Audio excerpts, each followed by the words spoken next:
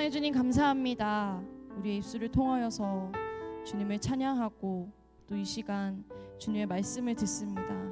이 시간 가운데 주님께서 함께해 주시고 성령님 임재하여 주시옵소서. 감사드리며 예수님의 이름으로 기도드립니다. 아멘. 우리 함께 박수 치면서 찬양하시겠습니다.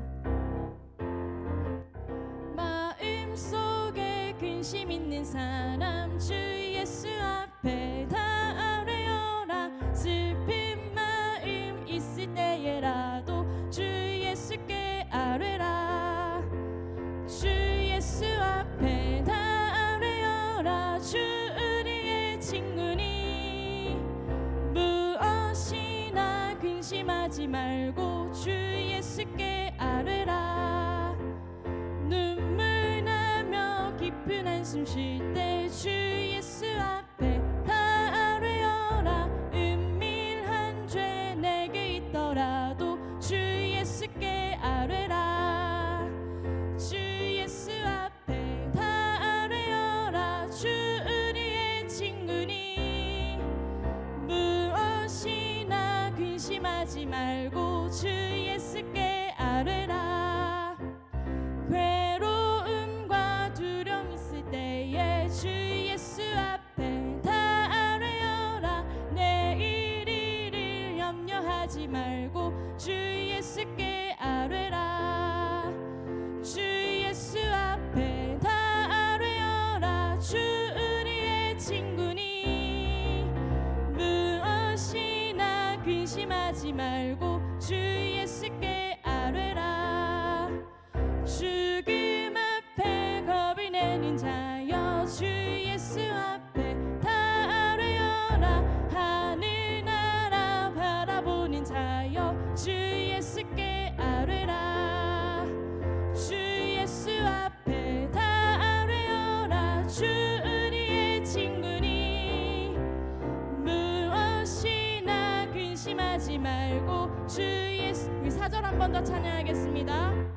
죽음 앞에 겁을 내는 자여 주 예수 앞에 다 아뢰어라. 하늘나라 바라보는 자여 주 예수께 아뢰라.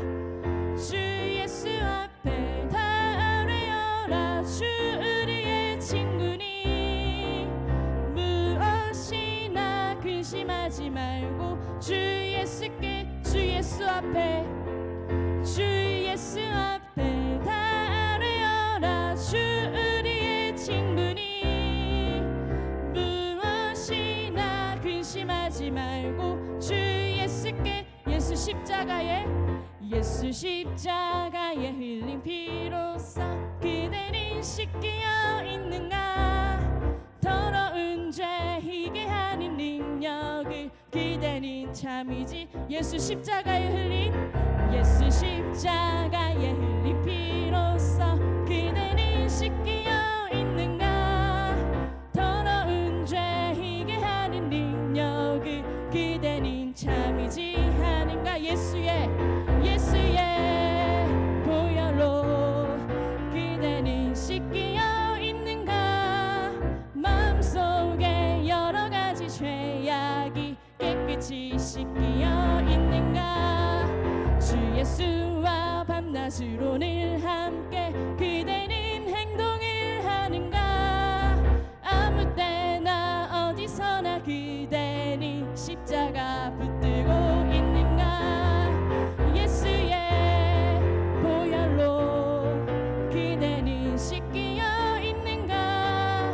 마음속에 여러 가지 죄악이 깨끗이 씻기어. 주님 예수 다시 올 때 그대는 영접할 예복이 있는가. 그대 몸은 거룩한 곳 천국에 들어갈 준비가 됐는가. 예수의 보혈로 그대는 씻기어 있는가. 마음속에 여러 가지 죄악이 깨끗이 씻기어 있는가. 모든 죄에 더러워진 예복을 주 앞에 지금 다 벗어서 샘물같이 솟아나는 보혈로 눈보다. 우리 한 번 더 찬양하겠습니다. 모든 죄에 더러워진 예복을 주 앞에 지금 다 벗어서 샘물같이 솟아나는 보혈로 눈보다 더 희게 씻으라. 예수의 보혈로 그대는 씻기어 있는가.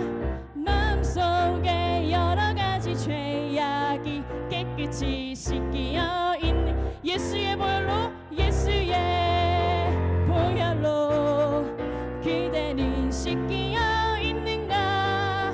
마음속에 여러 가지 죄악이 깨끗이 씻기어 있는가. 예수의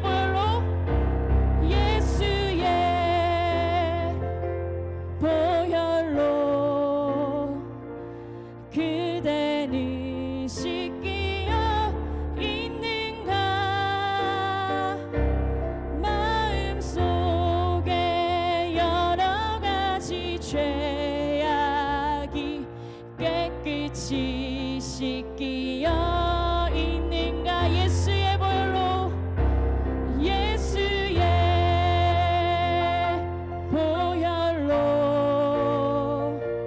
그대는 씻기어 있는가. 마음속에 여러 가지 죄악이 깨끗이 씻기어 있는가. 아멘. 하나님 말씀 보겠습니다. 함께 나눌 하나님 말씀은 구약성경 다니엘서 9장 1절로 7절까지의 말씀입니다. 구약성경 1248면 다니엘 9장 1절로 7절입니다. 말씀 봉독해 드리겠습니다. 메대 족속 아하수에로의 아들 다리오가 갈대아 나라 왕으로 세움을 받던 첫 해 곧 그 통치 원년에 나 다니엘이 책을 통해 여호와께서 말씀으로 선지자 예레미야에게 알려주신 그 연수를 깨달았나니 곧 예루살렘의 황폐함이 70년 만에 그치리라 하신 것이니라. 내가 금식하며 베옷을 입고 죄를 덮어 쓰고 주 하나님께 기도하며 간구하기를 결심하고 내 하나님 여호와께 기도하며 자복하여 이르기를 크시고 두려워할 주 하나님, 주를 사랑하고 주의 계명을 지키는 자를 위하여 언약을 지키시고 그에게 인자를 베푸시는 이시여, 우리는 이미 범죄하여 패역하며 행악하며 반역하여 주의 법도와 규례를 떠나 싸우며 우리가 또 주의 종 선지자들이 주의 이름으로 우리 왕들과 우리의 고관과 조상들과 온 국민에게 말씀한 것을 듣지 아니하였나이다. 주여, 공의는 주께로 돌아가고 수치는 우리 얼굴로 돌아오미 오늘과 같아서 유다 사람들과 예루살렘 거민들과 이스라엘이 가까운 곳에 있는 자들이나 먼 곳에 있는 자들이 다 주께서 쫓아내신 각국에서 수치를 당하여 싸우니 이는 그들이 주께 죄를 범하였음이니이다. 아멘. 오늘도 말씀 앞에 섰사오니 주의 말씀으로 우리를 권면하여 주옵시고 주 뜻대로 순종하며 살아갈 수 있는 거룩한 성도의 삶을 살게 하여 주옵소서. 예수님의 이름으로 기도드리옵나이다. 아멘. 오늘 본문은 다니엘이 바벨론 포로로 끌려온 후에 포로의 귀환이 가까워진 때에 하나님의 말씀을 읽게 되는 부분을 설명하고 있습니다. 예레미야 선지자의 예언의 글을 읽었습니다. 아마도 예레미야 25장 11절로 12절 혹은 예레미야 29장 10절의 말씀이 아니었겠나 생각이 됩니다. 먼저 예레미야 25장 11절로 12절에 무슨 말씀이 나와 있느냐? 이 모든 땅이 폐허가 되어 놀랄 일이 될 것이며 이 민족들은 70년 동안 바벨론의 왕을 섬기리라 여호와의 말씀이니라. 70년이 끝나면 내가 바벨론의 왕과 그의 나라와 갈대아인의 땅을 그 죄악으로 말미암아 벌하여 영원히 폐허가 되게 하되 하는 말씀이고요. 예레미야 29장 10절 말씀은 여호와께서 이와 같이 말씀하시니라 바벨론에서 70년이 차면 내가 너희를 돌보고 나의 선한 말을 너희에게 성취하여 너희를 이곳으로 돌아오게 하리라.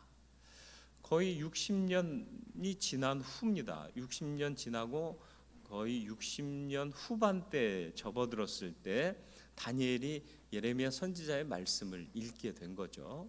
보통 이제 다 끝났다 생각하면 기쁨이 넘칠 거예요. 역시 하나님이시다. 약속대로 이제 우리를 해방하시겠다. 야, 신난다. 조금만 참자. 힘내자. 아마 이런 반응이 정상적인 반응일 거예요. 그런데 이 말씀을 읽고 다니엘이 기도하는 것을 잘 보시면 그 책을 읽고 나서 내가 금식하며 베옷을 입고 죄를 덮어쓰고 주 하나님께 기도하며 간구하기를 결심하고, 회개의 전형입니다. 죄를 덮어쓰고 금식하고 베옷을 입고 기도했다라는 거죠. 정말 기뻐하고 희망을 갖고 조금만 더 버텨내자 하고 마음을 가져야 할 그때에 다니엘은 오히려 회개했다라는 것입니다. 왜 그랬을까요? 지금 이후 얼마 안 돼서 고국으로 돌아간다 할지라도 우리들의 죄악을 완전히 끊어버리지 않으면 또다시 범죄함으로 하나님의 진노를 살 것이 분명했기 때문입니다. 다 왔다고 방심하는 게 아니라 오히려 더 돌아보며 주의해야 되는 것이 맞습니다. 예전에는 고속도로 마지막 그 티켓 내고 지불하는데 보면 다 왔다고 방심 말고 끝까지 안전운행, 이런 글귀가 있었습니다. 요즘도 있는지는 모르겠어요. 사람이 그렇습니다. 다 됐다 생각하는 순간 긴장을 늦추고 또 마음이 풀어지는 경우가 많습니다. 다니엘은 그때 정신을 차리고 오히려 회개하며 하나님 앞에 지금의 우리의 모습을 돌이켜 보면서 하나님 앞에 온전해지기를 원했다라는 것입니다. 오늘 우리는 혼란스러운 세상을 살아가고 있습니다. 언제 하나님께서 이 상황을 끝내실지 모릅니다. 그러나 이런 상황 속에서도 다니엘과 같은 기도를 드려야 할 줄로 믿습니다. 영적인 지혜를 잃지 않고 하나님 앞에서의 성결함을 잃지 말아야 할 것입니다. 과연 이런 기도를 할 수 있었던, 다시 말하면 마지막 회복의 때를 눈앞에 둔 채로 회개할 수 있었던 다니엘은 도대체 어떤 사람이었는가, 함께 나누면서 오늘 이 시대를 사는 우리가 어떤 사람이 되어야 할지를 함께 나누고자 합니다. 먼저 다니엘은 뜻을 정한 삶을 살았던 사람입니다. 다 알다시피 다니엘 1장 8절에 이런 말씀이 나오죠. 다니엘은 뜻을 정하여 왕의 음식과 그가 마시는 포도주로 자기를 더럽히지 아니하리라 하고 자기를 더럽히지 아니하도록 환관장에게 구하니. 다니엘은 왜 이스라엘이 바벨론에 의해서 멸망했는지를 알고 있었습니다. 잘못된 신앙, 우상을 섬기고 또 이방 신앙의 풍조, 또 세상의 문화를 그들이 하나님 안에서 영위했기 때문에 그렇습니다. 하나님의 뜻대로 살지 못하고 하나님의 뜻대로 거룩하지 못했고 하나님만 섬기는 일에 실패했었기 때문입니다. 그런데 지금 그 앞에 왕의 산의 진미가 놓여 있습니다. 이건 뭐냐? 우상에게 제물로 드렸던 음식들이었던 것이죠. 그러니까 결국은 우상에게 바쳤던 음식을 내가 먹어야 하는 상황이 생긴 겁니다. 그래서 그가 취한 태도가 바로 뜻을 정한 것이었습니다. 하나님께서 기뻐하시고 원하시는 일, 하나님의 사람이라면 지켜야 할 일에 대해 분명하게 뜻을 정했다라는 겁니다. 굶어 죽을지라도 나는 우상에게 바쳤던 제물로 만든 음식을 먹지 않겠다라는 거예요. 왜? 우리 민족이, 우리나라가 왜 망했느냐? 우상 숭배하다가. 그런데 내가 우상에게 바쳤던 제물을 먹겠느냐? 아무리 그게 비싼 음식이고 호화로운 음식이라 할지라도 난 먹을 수 없다. 뜻을 정한 거죠. 하나님 뜻대로 살기로 마음을 정했다라는 것입니다. 데살로니가 5장 23절 평강의 하나님이 친히 너희를 온전히 거룩하게 하시고 또 너희의 온 영과 혼과 몸이 우리 주 예수 그리스도께서 강림하실 때에 흠없게 보존되기를 원하노라. 하나님의 뜻은 무엇이냐? 하나님의 사람이 영과 혼과 몸이 흠없이 보존되기를 원하신다는 겁니다. 세상이 이러니까 우리는 그냥 정신만 차리면 돼. 어쩔 수 없어. 이런 상황에서 우리가 할 일은 믿음 잘 지키는 거야. 아닙니다. 삶도 중요합니다. 삶을 지켜야 합니다. 몸, 영, 혼 다 소중하고 흠없이 보존되어야 한다라는 것입니다. 다시 말하면 삶 전체 전 인격이 거룩하게 보존되어야 한다라는 것입니다. 다른 것 생각하거나 말하지 말고 오직 거룩하게 보존해야 할 사명이 우리 믿는 자에게 있음을 인정하고 하나님 뜻 안에 내 뜻을 정하는 사람이 되어야 할 줄로 믿습니다. 오늘 우리는 예배를 빼앗긴 상황입니다.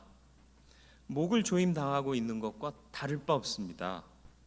풀어내려고 안간힘을 써야 하는 겁니다. 가만히 목 조른다고 해서 그래 나 죽여라 이러고 있어서는 안 된다는 거예요. 풀어내려고 안간힘 써야 됩니다. 예배를 통해 숨쉬는 영혼의 소유자들이 되시기를 축원합니다. 현장 예배가 막혔으면 영상 예배 열심히 참여하셔야 됩니다. 또 현장에서 드리는 예배와 동일하게 그런 마음으로 하나님 앞에 온전한 예배를 드려야 할 것입니다. 하나님 안에서 뜻을 정한 사람으로 이 시대를 살아갈 수 있는 저와 여러분들이 되기를 주님의 이름으로 축원을 드립니다. 두 번째로 다니엘은 어떤 사람이었느냐? 겸손한 삶을 살았던 사람입니다. 다니엘서 2장 28절에 보면 느부갓네살 왕의 꿈을 해석해 주는 장면이 나옵니다. 오직 은밀한 것을 나타내실 이는 하늘에 계신 하나님이시라. 그가 느부갓네살 왕에게 후일에 될 일을 알게 하셨나이다. 왕의 꿈 곧 왕이 침상에서 머릿속으로 받은 환상은 이러하니이다. 제가 알려드릴게요. 제가 좀 압니다. 아니요, 하나님께서 하실 겁니다. 하나님께서 알게 하신 겁니다. 이게 겸손이라는 거예요. 단순히 나를 낮추고 나를 비하하는 게 겸손이 아니라 나를 이렇게 만드신 분이 하나님이십니다를 인정하는 것이 참된 겸손인 것을 우리는 분명히 알아야 할 것입니다. 나의 삶 속에서 나를 낮추되 하나님을 드러내고 그 영광의 능력을 선포하는 삶이 바로 겸손한 삶인 것입니다. 다니엘이 느부갓네살이 꾼 꿈과 그 꿈을 해석할 때 이 꿈을 해석하는 것은 나의 지혜가 아니라 하나님이 그 꿈을 가르쳐 주시고 꿈을 해석해 주시기 때문인 것을 말했다라는 것이죠. 겸손한 자는 결국 하나님을 인정하는 자입니다. 그분의 이름을 영화롭게 하고 그런 삶을 사는 자가 바로 겸손한 자입니다. 동시에 하나님을 인정하기 때문에 그는 매사에 기도하는 자가 됩니다. 하나님이 주시지 않으면 난 아무것도 할 수 없다. 아브라함 링컨이 기도의 사람이었던 것은 다 압니다. 왜 기도했을까요? 링컨의 지혜로는 할 수 없기에 하나님의 지혜가 필요했기 때문인 것입니다. 다니엘서 6장 10절 말씀 보시죠. 다니엘이 이 조서에 왕의 도장이 찍힌 것을 알고도 자기 집에 돌아가서는 윗방에 올라가 예루살렘으로 향한 창문을 열고 전에 하던 대로 하루 3번씩 무릎을 꿇고 기도하며 그의 하나님께 감사하였더라. 다니엘을 잡아 죽이려는 음모 때문에 왕의 조서에 도장을 찍은 거예요. 왕 외에 다른 신에게 절하거나 기도하는 자는 죽이라는 거죠. 알고 있어요. 그 왕 앞에 서 있는 자이기 때문에. 그런데 이런 위협 속에서도 또 사람들의 더러운 음모 속에서도 다니엘은 오히려 창문을 열고 기도했다라는 것입니다. 다 들으라는 얘기예요. 겸손하게 하나님을 인정하는 사람은 하나님 앞에서의 삶을 삽니다. 그래서 그에게는 허물을 찾을 수 없어요. 겸손한 자는 하나님을 인정하는 자고, 하나님을 인정하는 자는 내가 하나님 앞에 있다는 것을 아는 자라는 거죠. 그냥 한 번만 눈 감을까? 모른 척 할까? 이런 건 통용되지 않는다라는 거죠. 그렇기 때문에 흠없이 코람데오의 삶을 살기 때문에 하나님 앞에서 온전한 삶을 살면 사람들도 그 온전함을 알게 된다라는 것입니다.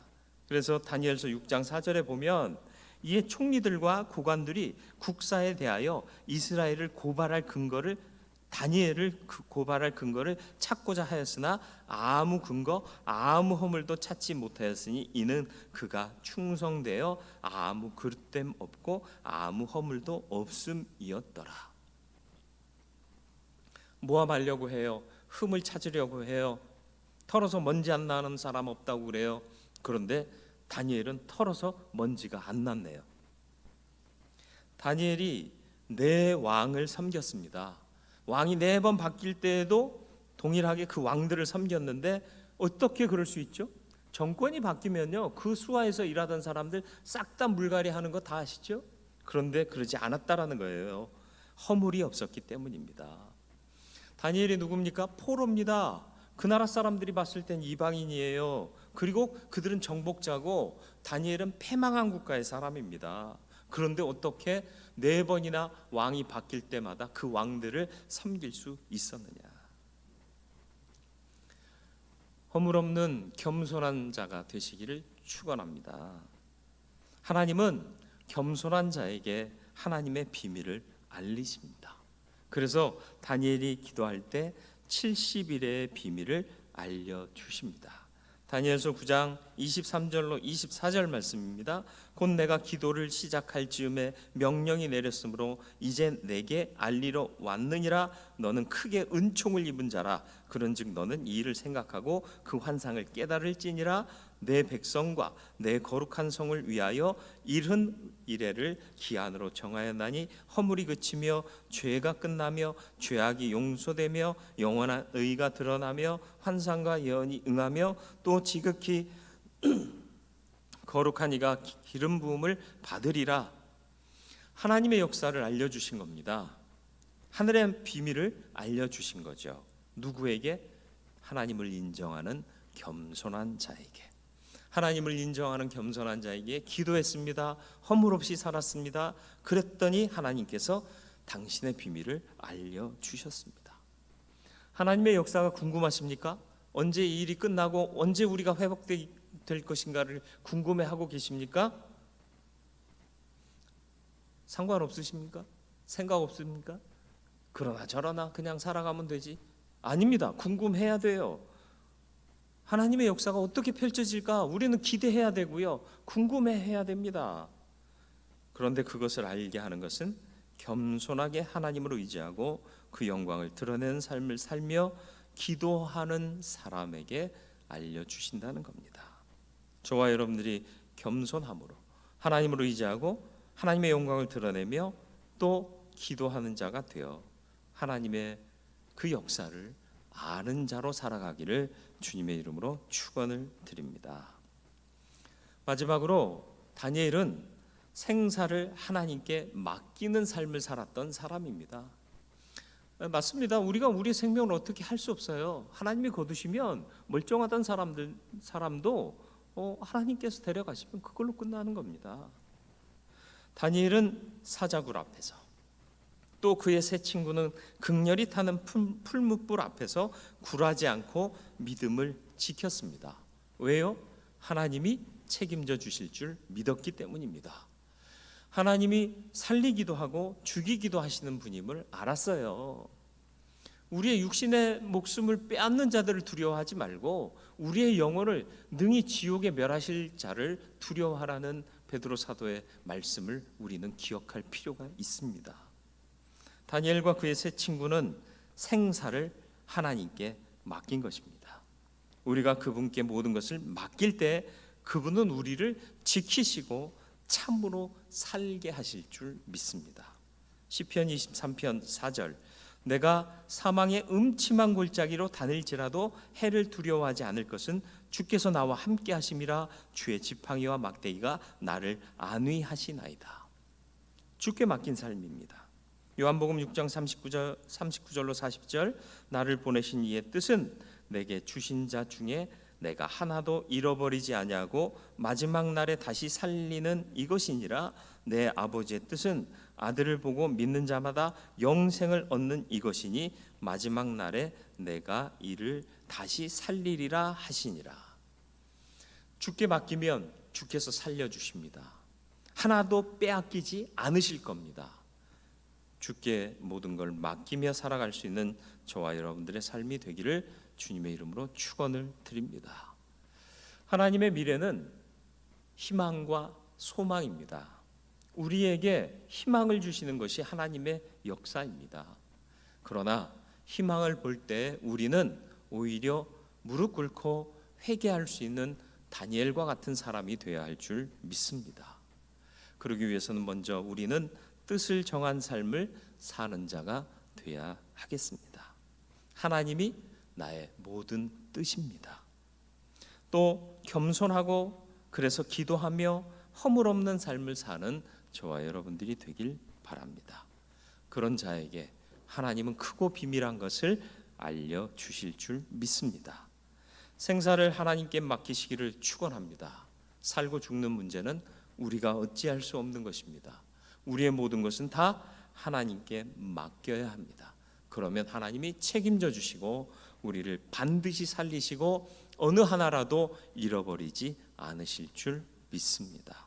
이 믿음으로 오늘 하루하루를 살아갈 수 있는 저와 여러분들의 믿음 되기를 주님의 이름으로 축원을 드립니다.